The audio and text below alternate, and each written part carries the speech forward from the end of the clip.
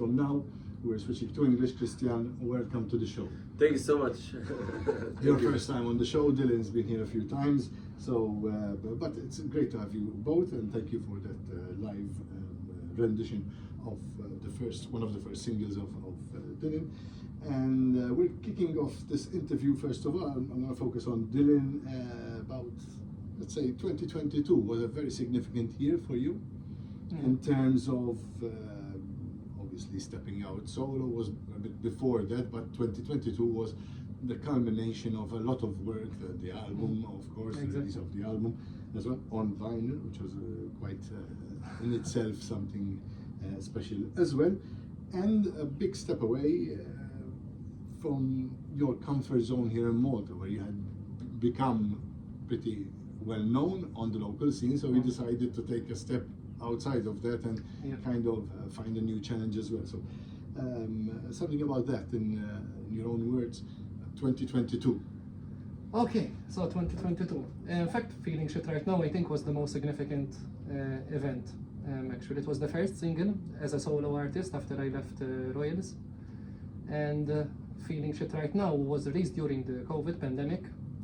And I think the fact that it caught the vibe of everybody was feeling like that. Exactly, and everyone misinterpreted the song, thinking it's about the lockdown situation, I think, and it went, I wouldn't say viral, but it was spread on the internet and a bit outside Malta.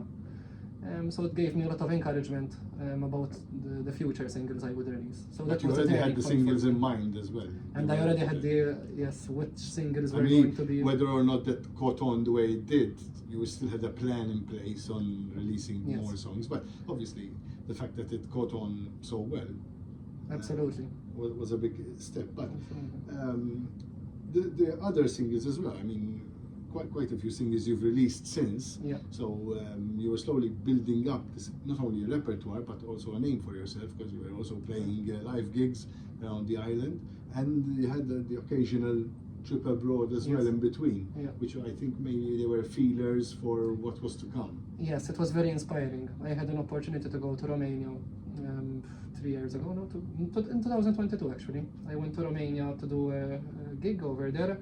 And it was just so inspiring for me to travel, go on the train with my guitar and meet people, abroad, and see people that are interested in my music. It was very inspiring for me and very motivating to want to have this thirst to do it again. And what about the fact that that was an inspiring moment, but at the same time it brings with it as well perhaps a bit of where you're a bit nervous on how you would be received? I'm always anxious about how I'm received. I suffer from even locally. I have terrible performance anxiety. I'm always nervous before I perform. But then once I start, he knows.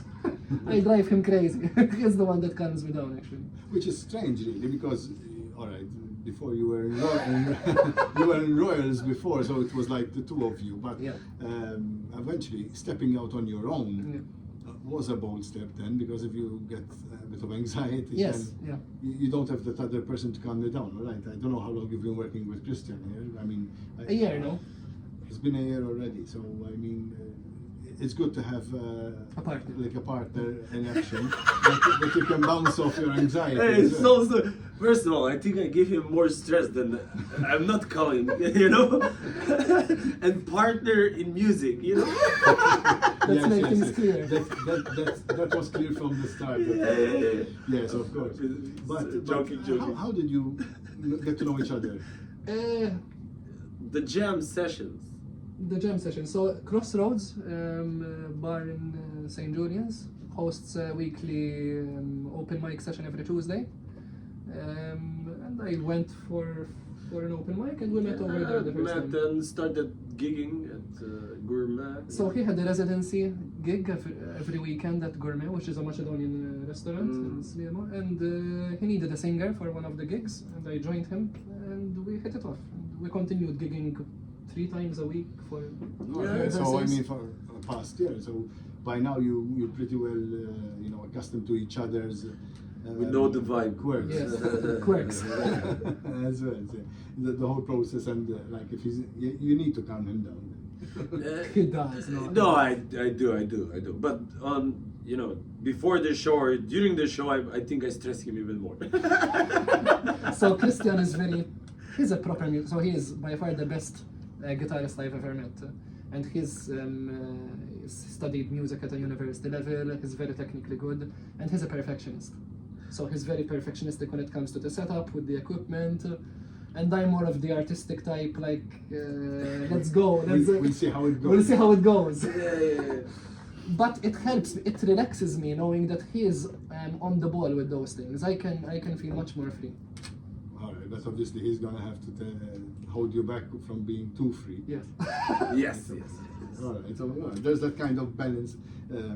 Well, No, if he said I just wanna play, being also, you know, be a local musician, you know, I try to push him a bit more because his goal is to conquer the world with his music, you know. So I push him a bit more and more, you know, to get the best out of himself. You know?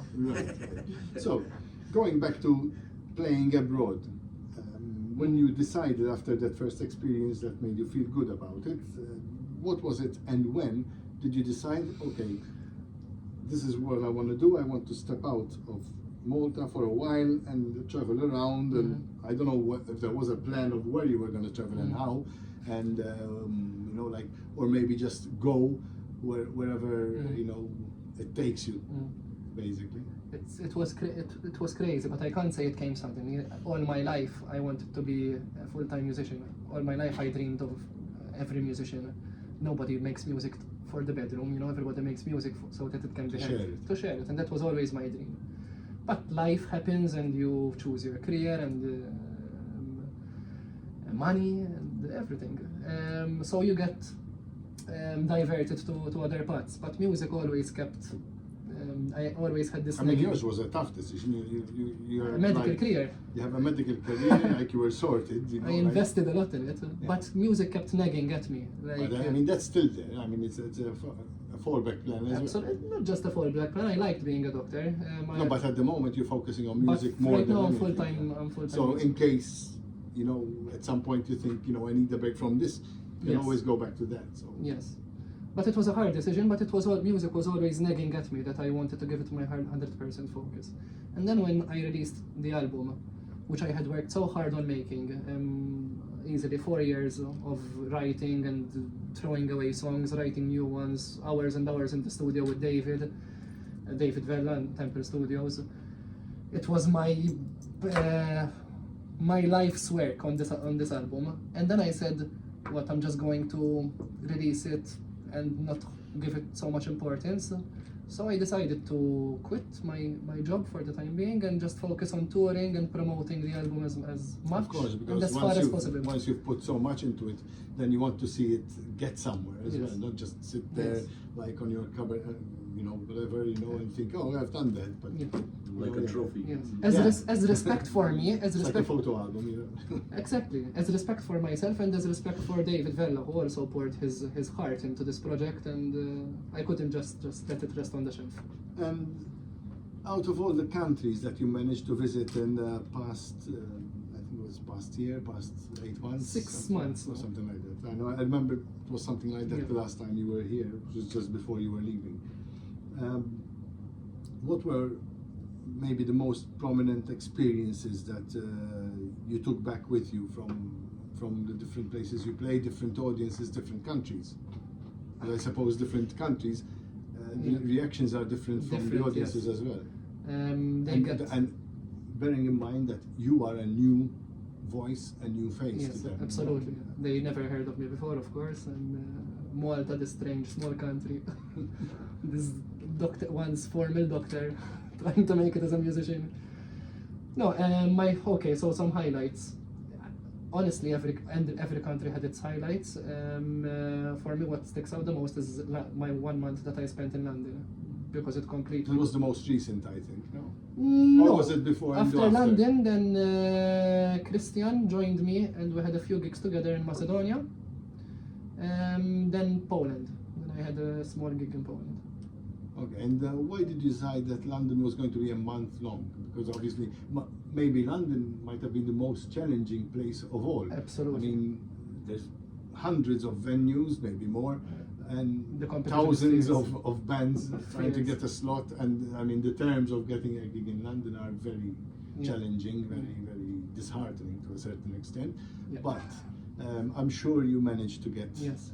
yourself on the stage. So yeah, I did. So of course, as you said, London is very competitive, and I wanted to focus. So the plan when I set off on this tour wasn't to focus on London. The plan was In fact, you didn't go there at first. I didn't go at first. It wasn't my first place. My first place was Romania because I had some contacts already there. But more and more, I was feeling like London is, in fact, the center of the music industry, Yeah, you at had least to in go there Europe. too. So I had to go and try to make a bit of an audience, and especially when it comes to pop music and electro pop and soul and R&B, London is the place that pushes forward the genre. So I had to go.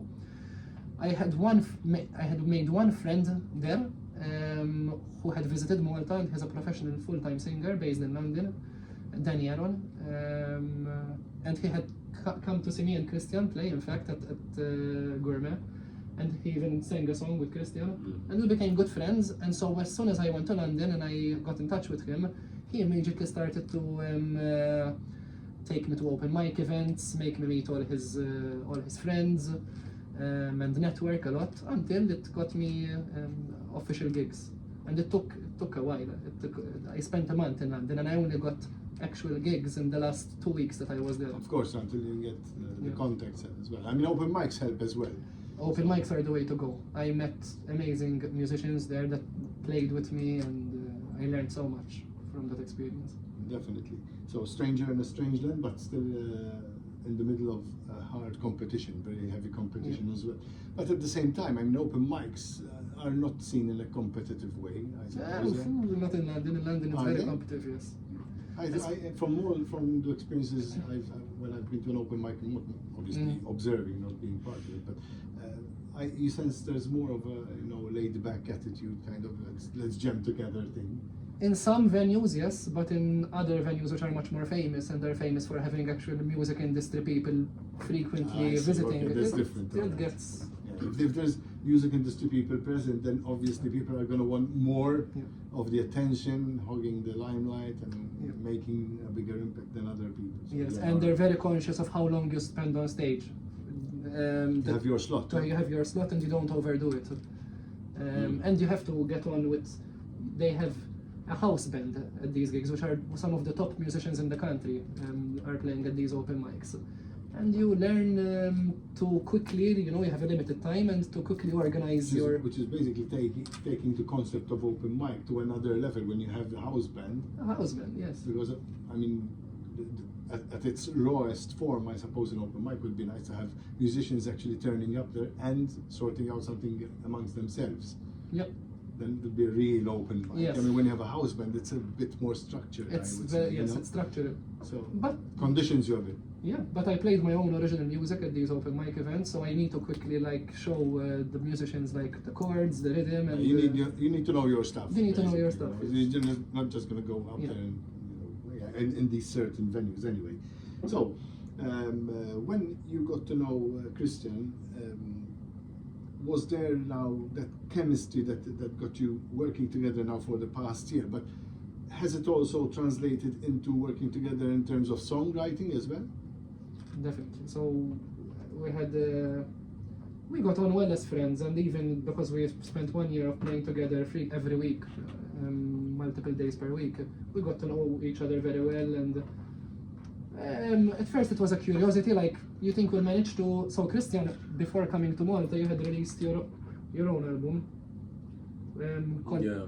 Yeah. So he was a songwriter. Before you came to Malta? Yeah, I mean, I have two. I had a band, which is like alternative rock / metal, called Grey. And also solo album, which is like classical guitar with influence flamenco bit and Macedonian folklore. And I had you cannot say covers, I rearranged two Macedonian Traditional songs. yeah, but in my own way, which kind of made a bit impact on in Macedonia, but that was before COVID. So yeah, and So we were like, since after COVID, I released the album. Then COVID started. I came to Malta, and I stayed here for good. That was before living in Malta, also. But after COVID, I stayed for good. I see. And- So you've been aware of what's going on locally as well, musically. Much more, yes, much more, and plus building a studio and meeting people and be focused here in Malta. So since COVID, things went much better. All right, and as I was referring earlier, so going back to the question, working together, performing, Yeah. but then getting down and actually writing stuff together, Well, or is that still in a... no, but we were curious about it. So Kristijan had his home studio, and we met up, and we said, let's try to write something together. And immediately on the first day that we sat down, we came up with the beginning of Lost Without You. And Which it's- is the which most is the recent which is the single. most recent single, and it was a very fluent process. It was fun. We write song in 4 or 5 sessions, Yeah. which is kind of quick. Quite. Yeah, kind of quick. But I think by then you had got used to his strengths and weaknesses in terms of where he likes to go also with his other songs. I mean, when you listen to the album, although there are different flavors in it, there is something that puts you in a certain sphere that you go, all right, we're going in this direction, kind of. You know, I mean, the pop flavor is very, It's still there. you know, it's there, and you can't shake it off because it's part of, you know, what gives you your character as well musically. Absolutely, yeah. So I mean, it's there on Lost Without You as well. So and it's very present as well, and it's a nice sequel. I Uh-huh. think I'm glad it picks is. up picks up well from where the album left off, kind of. So obviously, I'm That's curious good. to see where the next Yeah. songs will be going as well. We have so since then, because it was such a good process, we continue to write. 2 more. We have 2 more. 2 more, and now because he's in Malta for a certain month? Yes, period, it's, we're it's going worth to try. saying that this interview is happening while Dylan is actually back in Malta for a break. For, I don't know if you can call it a break, but it's actually a working A working period, break, yes. because you're going to be recording, no? We're going to be recording, writing new songs, having a few gigs in Malta as well. All right, and these songs, since you've been like mostly on the road rather than in Malta, so you're working together, but writing separately and then bringing it together, or? So Lost Without You, we actually finished just before I left for my tour. And then the other songs, I actually came back for a brief period. No, and there was another song which we finished before I left for the tour. And then we wrote another song when I came back briefly during the tour. I came back for 2 weeks. Okay, And so again, we wrote In 2 weeks, yeah, another song. Yeah. we wrote another song in 2 weeks. We'll see. So obviously there's going to be these like visits where you come with, Yes. well, both of you will have ideas, but then you take that time to quickly, you know, work and focus on bringing it together, Absolutely. I suppose. So- I mean, for the time being, I don't know what the plans ahead for you are. If you're going to be I don't going know back, either. No one knows. traveling with your music again. Yeah. I'm sure you'll be doing that So soon. I can tell you about my long-term plan, more or less, because it's very spontaneous and it changes from month to month.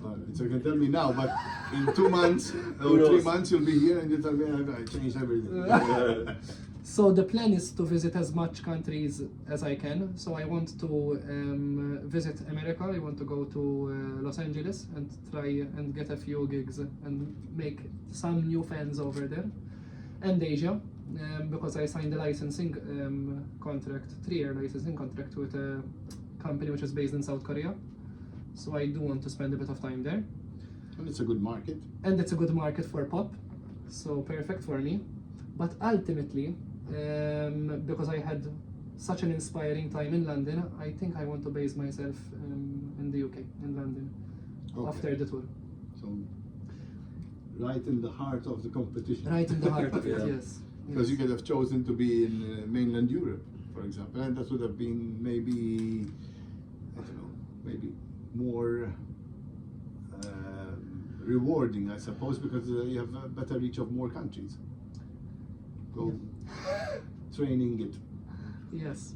But music, the competition with music, there's no laws. It doesn't need to be the best singer that could be the best. No, I mean, course. not in singing abilities. Nowadays, I think the next popular artists will be which are a bit quirky, interesting. Yeah.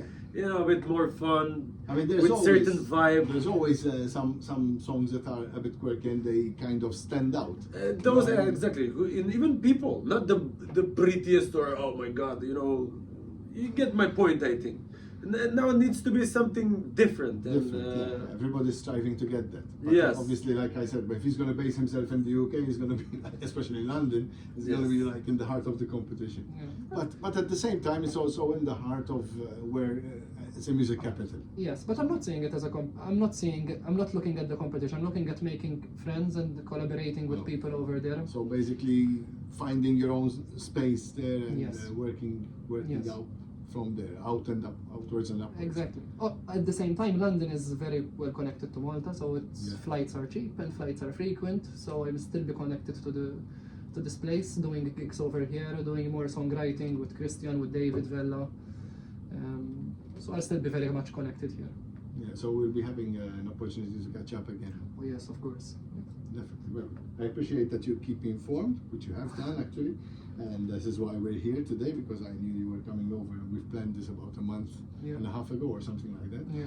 And well, thank you for your time, guys. Oh, thank you. And thank you for the interpretation of Feeling Pretty Shit. And now we're going to have another live and unplugged interpretation of the latest single, which is Lost Without you. Without You. And well, I don't know if there's anything else we need to add. I mean, if there's well, perhaps the socials where people can keep themselves updated. Yeah. With. An important part. That's the most important part of it. So Dylan.the.bono. That's my Instagram, and I keep posting on a daily basis. You'll know where I am, which part So of the world. you're an Instagram centric, I had to become an Instagram centric person. but of course your music is on Spotify as well, Of course. YouTube. It's more the main place is Spotify and YouTube. But then all these links will be found on your Will be Instagram. found on my socials, yes. Okay, and of course, I invite you to keep me updated with when the next release is out, so we can air it on the show as well and share it with our Definitely. audience out there. Definitely. Thanks once again for your time, guys. I'll leave it up Thank to you you. to Kristijan will pick up.